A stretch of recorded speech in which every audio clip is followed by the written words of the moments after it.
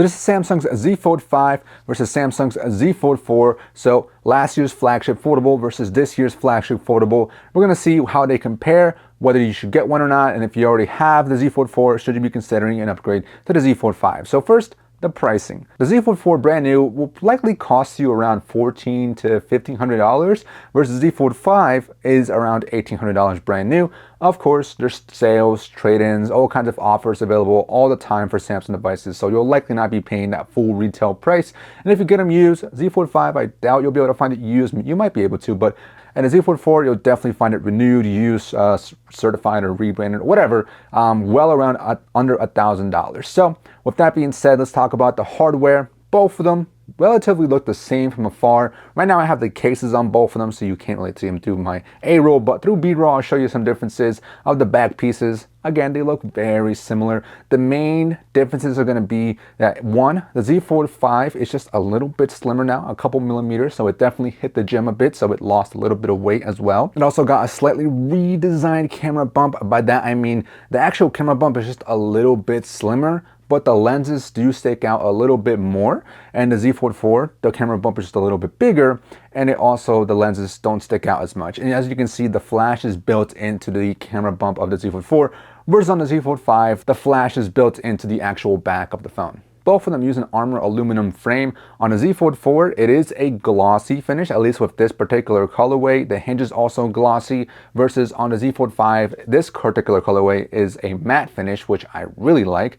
Both of them have a flat finish to the frame, so it is pretty grippy if you're not using a case, but I still would recommend a case overall. And then the back glass and the front glass is corner Gorilla Glass on both of them. On the Z Fold 4, it is Victus Plus versus Victus 2 on the Z Fold 5, so slightly improvement there, I bet, in the scratching and also in the shatter resistance. But besides that, as you can see, small minor upgrades there, the typical upgrades usually, but overall I think both of them feel relatively the same in the hand. They still got the same overall feel, and if you put a case on both of them, which I highly recommend adding a case on both of them, they're going to end up feeling pretty much exactly the same, in my opinion at least. As far as the cases I'm using, both of them are from Samsung, and they're both technically the S Pen case.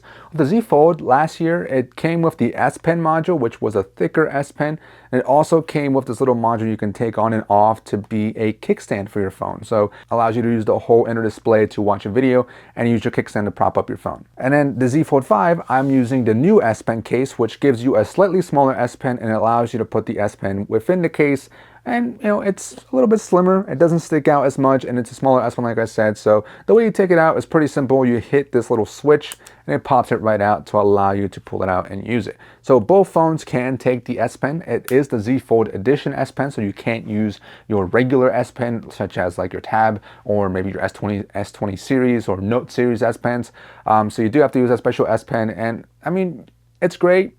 I personally wouldn't use it too much. I find the display to be just a little bit awkward, especially with the case still on. It kind of rocks a little bit, so it's not my favorite.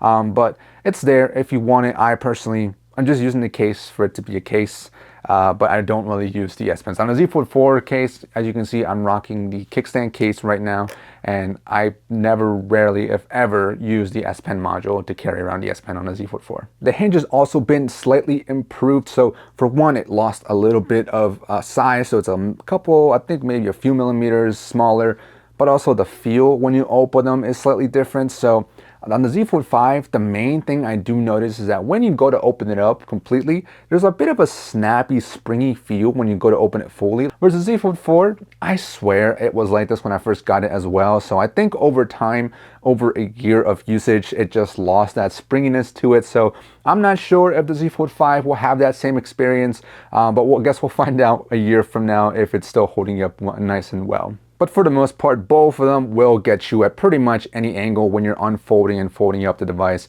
The Z Fold 4, because again, it's a year older, it does feel a little bit looser compared to the Z Fold 5 currently. But again, time will tell if the hinge reduces or loosens up over time. The Z Fold 5 also has a smaller gap now. Now I do use a case, so I really didn't notice much of a difference because the case already closed the gap on the Z Fold 4 for the most part. But if you don't have a case, you'll notice the Z Fold 5, because it's a little bit slimmer now, or because it closes the gap a little bit more now, it makes it a little bit slimmer. As far as buttons and ports, both of them have the USB-C at the bottom. Both of them have a physical SIM card slot available, and both of them also have eSIM available. As far as like connections and stuff like that, I personally haven't had any issues. Granted, I do mostly just use Wi-Fi because I spend most of my time here at home, but a few times I've been out and about with 5G, my time using the Z Fold 4 and my little time with the Z Fold 5, I've had little to no issues. Both of them have dual firing speakers, and the one thing you will notice is that the speakers on the Z Fold 5 are just a little bit smaller looking, but I actually think that they're a little bit louder this time. I think they might have said that they've made them a little bit bigger or a little bit louder or something like that, but I do notice a bit of a difference. It's not significant, but it is noticeable. So music just feels a little bit louder. I wouldn't say it sounds bassy or anything like that. It just sounds overall louder. So if you had them side by side, you could probably tell which side was louder depending on which side the Z Fold 5 was. Both of them have the same power button and volume rocker placements on the one side, and both of them have the fingerprint sensor on the power button on both of them. The one thing with the Z Fold 4 though is that it has a gesture feature with it, so you can use it to swipe down and bring down the notifications at any point within any app when you need to. On the Z Fold 5, it no longer has that feature. I'm not sure if it's hardware locked or if it's software related and they just took it away from now, but that's something to keep in mind if you use the Z Fold 4 and you love that gesture feature. But besides that, the fingerprint sensor itself works perfectly pretty much all the time. I have though been encountering a little bit of an issue with my hand with the Z Fold 5. I think I just need to reset it or re-register my finger, because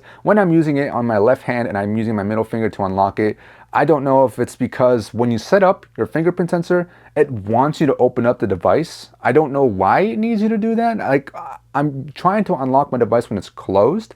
So I really wish it would allow you to register it when it's closed, because that's mostly when I use it with my left hand. When I have it open, usually I'm using two hands, so I'm able to use my right hand, which is my right thumb. So I don't know if that's a software thing or why they're doing that, and I can't remember if that was the same thing on the Z Fold 4, but either way, I do find it annoying because it made it a little bit difficult registering it, and then I'm having a couple of issues sometimes with the fingerprint sensor on the Z Fold 5. Another thing to keep in mind there too is that you have the ability to keep the fingerprint sensor on at all times. With the Z Fold 4, it's just a toggle, so it's either on at all times or off at all times. Whereas the Z Fold 5, I think it's just a One UI thing.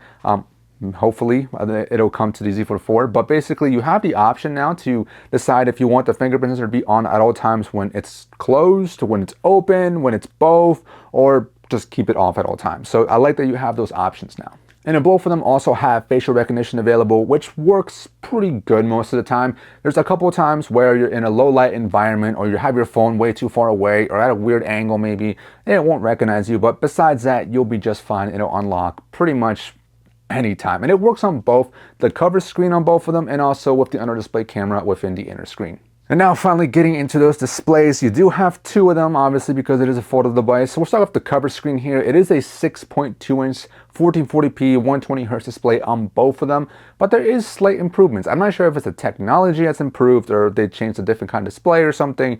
But on the Z Fold 5, you do now have a slightly brighter display, and you also now have the ability to use the enhanced eye comfort shield. So first, the brightness. Now it's a 1750 nits of brightness versus 1200 I think it was on a Z Fold 4. So you're mostly going to notice this when you're outside using the adaptive brightness. It'll shoot up to the extra peak brightness or the max brightness, and it's definitely noticeable. So it's much easier to see it outdoors, which is nice. But like I said, the enhanced eye comfort shield is something else that's new and introduced to the Z Fold 5 as well. Basically what it does is that it adjusts the colors based on your ambient lighting around you or something to make it more comfortable for your eyes.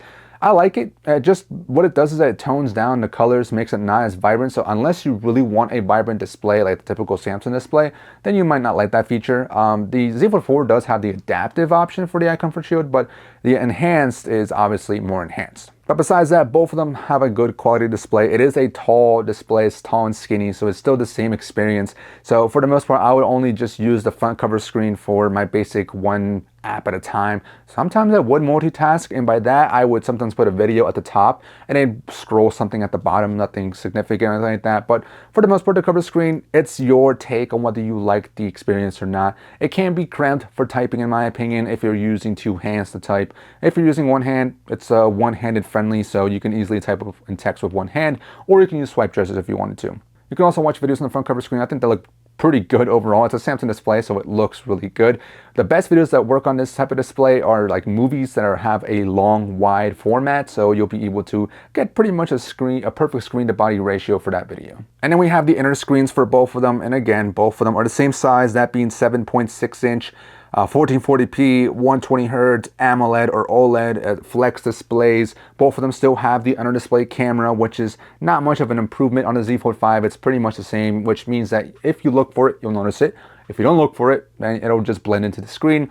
Both of them still have that hinge, which in my opinion, I think both of them are noticeable, especially if you're outdoors. You're going to notice it even more. And if you're looking at it from an angle, then you'll definitely notice it. But besides that, it definitely just blends and hides itself in there. It still feels kind of plasticky on both of them. But the improvements are, once again, higher peak brightness and also the enhanced eye comfort shield now available on a Z Fold 5. So that peak brightness, once again, it is much easier to see it outside.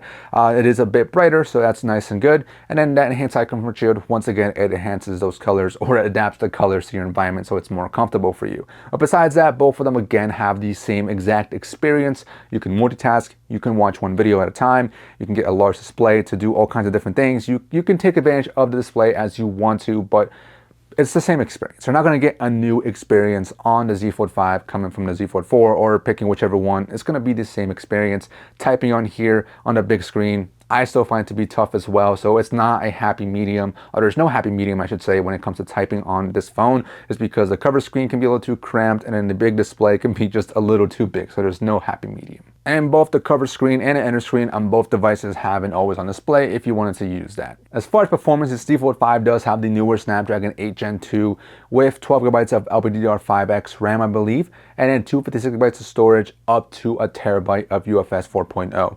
Versus the Z Fold 4 does have last year's Snapdragon 8 Plus Gen 1, so it's not the 8, it's the 8 Plus, and then 12 GB of LPDDR5 RAM, and then 256 up to a terabyte of UFS 3.1 storage. So slightly improvements in the hardware and CPU and stuff like that, but do you notice those differences in real data life?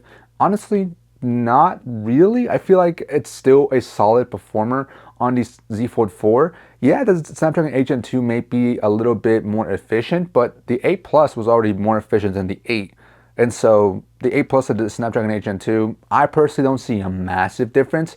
Noticeable over time though, if you're using both devices for a long time. I felt like both of them eventually had a little bit of delays or lag every now and then when swiping around or going home or in game. I do remember a time where the Z Fold 4 was lagging in game. Like I think it was Minecraft it was lagging. But even then, I still think that both of them will give you solid performance for your everyday tasks. If you're a basic user, you just shouldn't be getting the Z Fold 4 or the Z Fold 5, but still for everyday tasks, it does really well. And then for more than that, such as multitasking, playing games, because you should definitely be doing that kind of stuff on these particular phones, especially on the inside screen.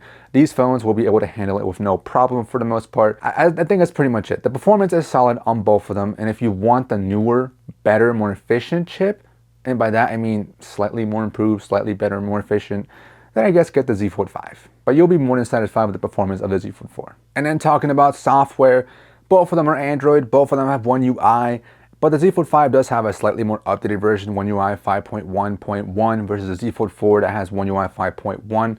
There's small, minor differences in features and settings and also like UI elements, but besides that, there's not a huge difference. And most of the stuff that comes in a Z Fold 5 will likely come in an update on a Z Fold 4 eventually. But with that being said, going through some of the different sections of the software, first the lock screen, you do have the pretty much exact same customization. You can change the clock style, which I noticed there's a couple extra clock styles with the Z Fold 5, again, probably with One UI 5.1.1, but even then you can change them up on both of them. You can change the notification style, so if you want a single badge or an icon instead of the whole banner, you can do that. You can change which apps are selected to be shown as your quick launch apps from your home lock screen, so you can quickly launch that specific app. You can add text for like if you lose your phone, you can say call this number or something like that, or just add a message to yourself if you wanted to. And then on the home screen, exact same features again, so you have options such as being able to change your grid size, which you have a various amount of options preset, or you can use Good Lock to further pinpoint exactly how you want your grid size. You can mirror your cover screen on both of them if you wanted to. I personally would not recommend it unless you're new to foldables. then maybe I would, just because it'll help you get used to it and maybe not have to worry about having to customize both different versions of the cover screen and the inner screen home screen, but totally up to you. You also have your widgets on both of them, similar widgets on both, and you also have the ability to stack widgets on both of them as you needed. Then you have Material U, which allows you to use the colors from your wallpaper to match the colors of your actual system UI. Then you have a Google Discover page. Then you have Good Lock that adds a bunch of additional home screen customization options, and just a bunch of other options in general for the rest of your One UI experience. Then you have notifications, which both of them can be set up so that you can swipe down from the home screen to just bring it down. Notifications are pretty much organized the exact same way. Didn't change anything here from what I noticed. So both of them were organized notifications from the same app or from the same thread or whatever it is. It'll make sure that it's kind of organized, and then messages will display at the top instead of being mixed in and lost down in the middle of the other notifications. The quick settings panel works the same on both of them. You have your toggles that can be turned on and off. You can hold down on them to go into the actual settings page. You can click on the name of that quick toggle to get additional quick settings to be able to mess around with it. And then you have access to your device controls and also your media output. So you can quickly switch between which device you want your media output to come out from. And then you also have quick access to your brightness slider, which can be set so that it can show on your first swipe, or you have to swipe down again to make it show so you can adjust your brightness. Your app drawers are the same, so you can customize your app drawer by moving apps to a specific page, and you can also further organize it by creating folders. One thing that I complained about in my Z Fold 4 1 year later review was that when you have cover screen mirroring turned off, or just your home screen in general, if you go down to your app drawer, it won't mirror your app drawer from the cover screen to the app drawer in the inner screen. So that can be annoying, because as you install apps, you don't realize that they're being not organized the way you're organizing it on whichever app drawer you move it on. So that's kind of annoying. The only thing that is copied over and mirrored is the folders. So if you create a folder on the cover screen app drawer, it'll create the same folder in the app drawer on the inner screen. So that's pretty much your basics of the software. Both of them are pretty much the exact same, so you'll get the same experience there. Now moving on to the other features, such as multitasking. Multitasking, pretty much the same on both of them as well, and it works great on both of them with the Z Fold 5 and the Z Fold 4. So basically you have the ability to use multi-window, which is split screening, so you can use either 2 apps at the same time, 3 apps at the same time, and then shuffle around how you want them to be set up and split up within your screen. So you can use 2 apps full screen, maybe a social media app, and then, I don't know, another social media app or a web browser app. Or you can use 2 apps horizontally, which allows you to do like a video and then also a game potentially at the bottom, so you can game and watch a video at the same time. You can have a pop-up window as well, so you can do these pop-ups that kind of look like desktop pop-ups from Windows or MacBook or whatever. So you can have up to 5 of those. And then you also have the ability to use picture-in-picture, which basically works with most streaming apps. So you can put your video into a little picture-in-picture, do something else in full screen mode, and then watch your video. So you can do a combination of all of them. So you can do split screen, pop-up windows, and picture-in-picture. And honestly, you can go crazy. You can be creative. You can get productive on these devices as you want and as you please. Both of them have flex mode as well, which basically allows you to prop up your device, fold it in a way so that it becomes its own kickstand. This works great for video streaming apps and also with the camera. So when you automatically turn that feature on, not every app is going to work with it, and Samsung has like a default mode basically, where once you go into flex mode, you turn it on and toggle it for that app, and it'll allow you to do some basic controls. So if you're watching a video, so if you're watching YouTube or something, you'll be able to control the playback. So go ahead and skip by a couple seconds, or control the timeline, control the volume, and control the audio, control the brightness. And you can even switch it to a touchpad, so it becomes like a mini computer. So if you're on like the internet or something, you can use a touchpad and then switch between the keyboard and a touchpad to make it like a mini computer. It's kind of weird. I personally would never use it like that, but it's really useful when it comes to watching videos. So say you're watching a video in full screen mode, and then you get to like a table or something, you can just prop up your device in flex mode and watch a video without having to worry about trying to prop up your device. But unless you use a case like I'm using with the Z Fold 4, like I mentioned earlier, I use a Kxnt, so you can use the full screen on the inner screen to watch a video. Then you have the ecosystem. Both of them are tied into the Google/Samsung ecosystem. So stuff like for Google works for Find My, Nearby Share, and Google Messages. Samsung, you have your Quick Share. You also have your Smart Things. You can auto switch of Samsung Galaxy Buds when you have the same Samsung account logged into both Samsung devices. You can call and text on other devices, so you can receive calls on your tablets and connect them with your phone, so you can receive calls on there. You also have to continue on other apps if you wanted to, so you can copy something on one Samsung device and then paste it on another device and then share Samsung Notes, share Samsung Internet web pages and stuff like that. Some other additional features that you have on both devices is Samsung DeX. Basically, plug your phone into a monitor and it gives you like a desktop interface. I personally have never used this. You can do this via a cord or also do it wirelessly, like with a TV or something. You also have secure folder, hide away important stuff and with the gallery, or move specific apps to this secure folder. You also have Android Auto on both of them. Then you also have Bixby Call and Text, which works pretty okay. I've rarely had to use it just because it's a burner phone or a burner number, so I don't really get too many phone calls on this. But basically, you can have Bixby answer the phone call for you and you just type out what you want Bixby to say to the other user. Then you have Samsung Modes and Routines, which basically allows you to set up certain settings and certain wallpapers during a certain time zone or during a certain location, whatever you're at. So if you're at work, you can turn on a work mode and it blocks certain apps from being accessed so that you're not being distracted. I use it specifically for like bedtime mode. So basically I have it turn on the protect battery so that it only lets me charge to 85% overnight. And then once I get to around 5 or 6 in the morning, I have it turn off so I can finish charging that last 15%. As far as software support, both of them are promised 4 years of major OS updates and then 5 years of major security updates. But the Z Fold 4 is a year old now, so it's down to 3 years of major OS updates and 4 years of security updates. But that's still a long life to live for the Z Fold 4. And I don't know if hardware-wise they'll survive till then. But even then, software support is great on both of them. And you mostly likely will get maybe about an update a month at best. Sometimes I have had to wait maybe 2 months at most. Now, hitting on these cameras, hardware-wise, they haven't changed a single bit. So on the front camera, you do have a 10 megapixel front cover camera. And honestly, I noticed barely a difference. I did notice that the Z Fold 4 looked a little bit washed out, maybe a little bit too bright in its exposure or something, or highlighting the whites and the highlights a little too bright.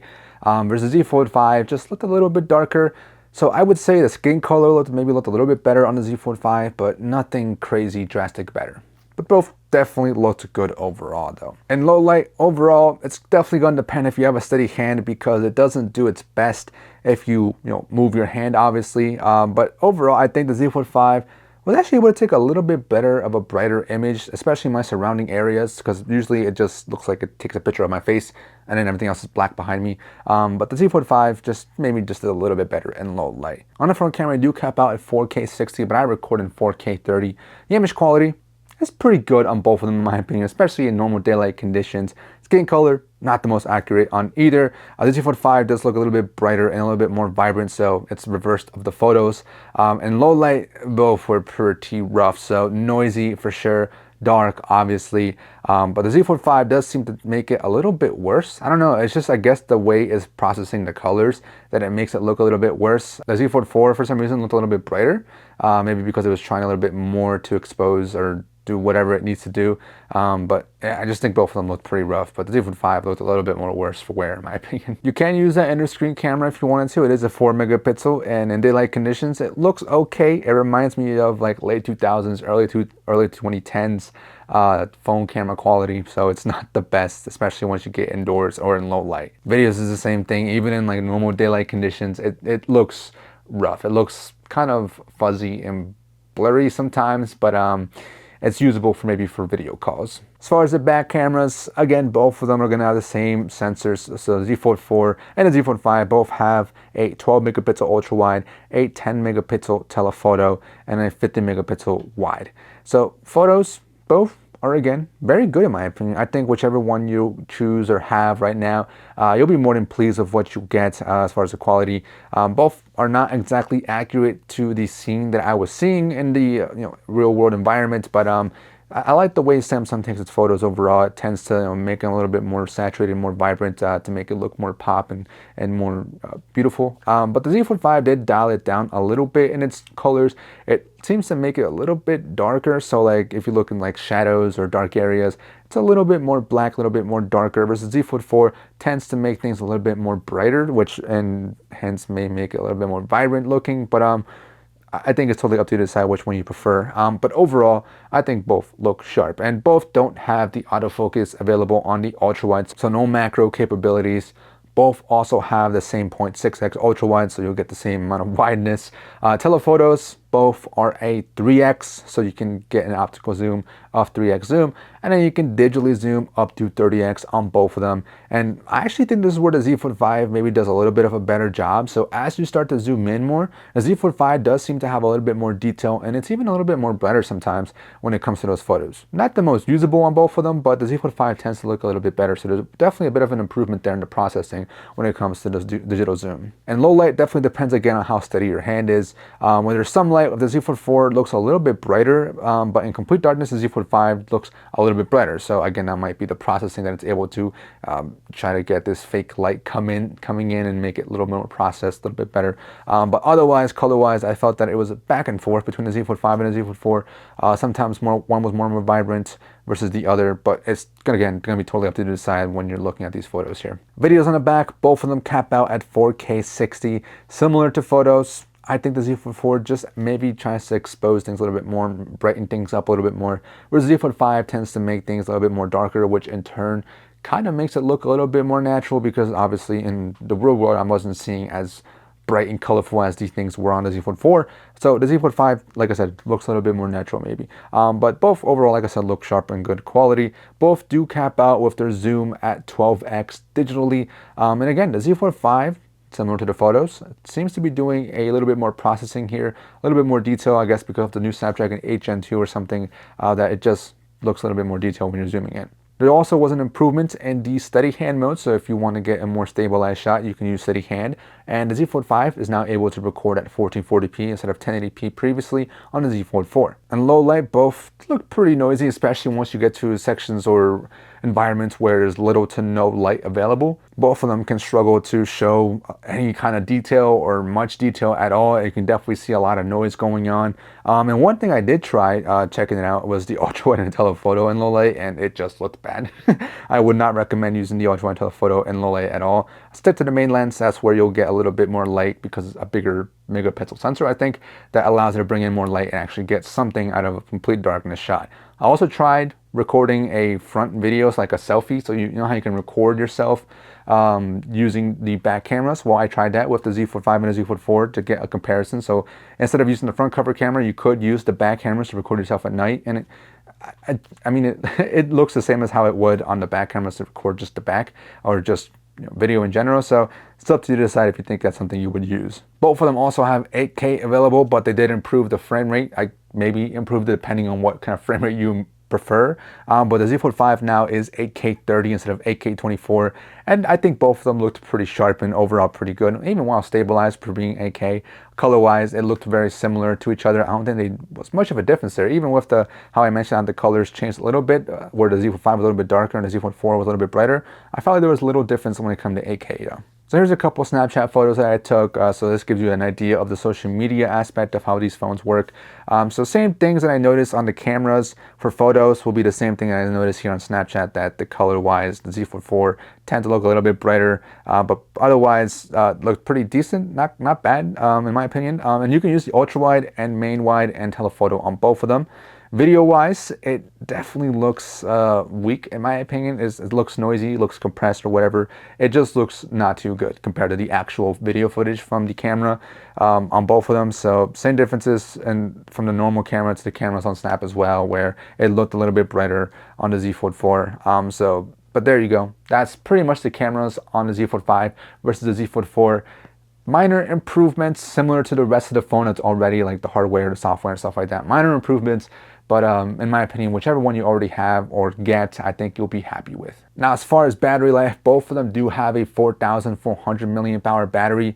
So on paper, both of them should be getting relatively similar battery life. Even with the different chips, I feel like I get maybe 2 to 3 hours of difference as far as battery life. So the Z Fold 4, in my time using it over a year, I was only able to get to just about, I would say roughly 14 hours on average or so, maybe 13 hours sometimes, with little to 3 to 5 hours of screen on time total. So it wasn't a all day, whole day, 24-hour cycle battery life. Of course, it depends on everyone's usage, depending on the apps you use, and also depends on the screen that you're using most of the time.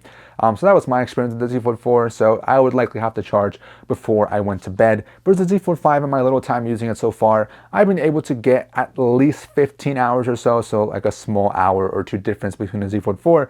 And again, similar 3 to 5 hours of screen on time. So this phone I'm definitely charging every night, similar to the Z Fold 4, but at least the Z Fold 5, it's getting me to right when I have to go to bed. So I'm ending with sometimes 5 or 10% battery left, so I'm just about making it in time for bed. And that's with unplugging it early in the morning as well. And both of them still have 25 watts of fast charging on board, so there's not an improvement in the fast charging on the Z Fold 5.